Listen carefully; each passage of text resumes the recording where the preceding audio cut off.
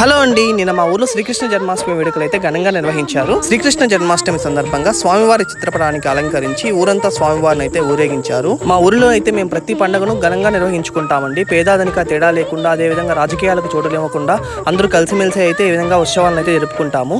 స్వామివారి ఊరేగింపు రథం ముందు కోలాట భజనలతో ఈ విధంగా ఉత్సవాలను అయితే నిర్వహించారు. ఈ వర్క్ ఫ్రమ్ హోమ్ పుణ్యాన ప్రతి పండుగకు ఊర్లోనే ఉంటూ సెలబ్రేషన్స్ అయితే చేసుకుంటున్నాము. 5 years బ్యాక్ అయితే ఓన్లీ కొన్ని ముఖ్యమైన పండుగలకు మాత్రమే ఊరికి వచ్చేవాళ్ళము. మిగిలిన పండుగలన్నీ హైదరాబాద్లోనే అయిపోయాయి. మాదైతే చిన్నపిల్లలు అయితే స్వామివారి ఊరేగింపు రథాన్ని పోటీ పడుతూ వీధి వీధికి లాక్కుని వస్తున్నారు.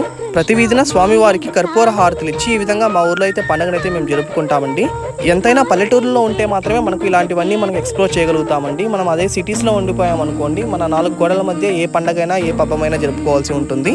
కంటెంట్ మీకు నచ్చినట్లయితే వీడియోని ఒక లైక్ చేసి మరిన్ని ఇంట్రెస్టింగ్ విలేజ్ వ్లాగ్స్ కోసం మన ఛానల్ని వెంటనే సబ్స్క్రైబ్ చేసుకోండి. Thank you.